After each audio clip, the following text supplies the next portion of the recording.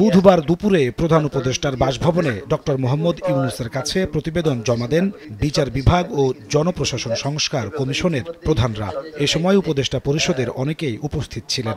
গুরুত্বপূর্ণ বিষয়গুলো তুলে ধরা হয় প্রধান উপদেষ্টার সামনে। একটা স্বতন্ত্র তদন্ত সংস্থা। প্রস্তাবগুলো মনোযোগ দিয়ে শোনেন প্রধান উপদেষ্টা ডক্টর মোহাম্মদ ইউনূস। পরে তিনি বলেন, এগুলো বাস্তবায়ন হলে নাগরিক অধিকার প্রতিষ্ঠিত হবে। আমরা নাগরিক হিসেবে যে আমাদের একটা দাবি আছে, অধিকার আছে, সেটা ভুলে যাওয়ার অভিজ্ঞতা, নতজানু হওয়ার অভিজ্ঞতা। এখানে যে আসার কথা শুনিয়েছেন, সেটা এই যে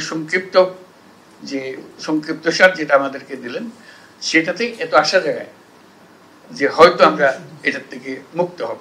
এ বিষয়ে বিস্তারিত জানাতে যমুনার সামনে সংবাদ সম্মেলনের আয়োজন করে প্রধান উপদেষ্টার প্রেস উইং। প্রেস সচিব জানান, বিচার বিভাগকে স্বাধীন করা, বিচারপতি নিয়োগে আলাদা প্রক্রিয়া, বিভাগীয় পর্যায়ে সুপ্রিম কোর্টের স্থায়ী বেঞ্চের সম্প্রসারণের মতো প্রস্তাব করেছে বিচার বিভাগ সংস্কার কমিশন। কমিশন বলেছে যে জুডিশিয়ারিকে পুরোপুরি স্বাধীন এবং কার্যকরভাবে স্বাধীন করার ওরা প্রস্তাব দিয়েছে। স্থায়ী অ্যাটর্নি সার্ভিস করার কথা বলেছেন। সুপ্রিম কোর্টের স্থায়ী বেঞ্চ ওনারা বলেছেন যে এটা ডিভিশনে সেট আপ করার জন্য, এবং ম্যাজিস্ট্রেট কোর্টগুলো একদম পুরো উপজেলা পর্যন্ত নেওয়ার কথা বলেছেন।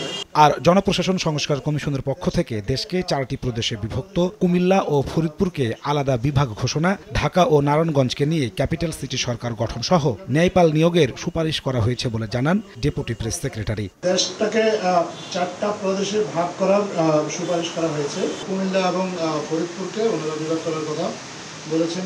ঢাকা মহানগরী, টঙ্গী, কেরানীগঞ্জ, সাভার ও নারায়ণগঞ্জ শহরকে নিয়ে ক্যাপিটাল সিটি গভর্নমেন্টের আয়তন নির্ধারণ করা যেতে পারে।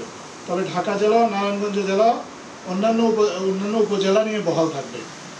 অপরদিকে রাজধানী মহানগর সরকার গঠিত হলে টাঙ্গাইল জেলাকে ঢাকা বিভাগের সাথে সংযুক্ত করা যেতে পারে। এটা হচ্ছে ওনাদের সুপারিশ। সংবাদ সম্মেলন থেকে জানানো হয়, সংস্কার কমিশনগুলোর সুপারিশ নিয়ে রাজনৈতিক দলগুলোর সঙ্গে আলোচনা করে প্রণয়ন করা হবে জুলাই চার্টার, আর তা বাস্তবায়নের উপরে নির্ভর করে দেয়া হবে নির্বাচনী রোডম্যাপ। নাজমুস সালেহী, সময় সংবাদ, ঢাকা।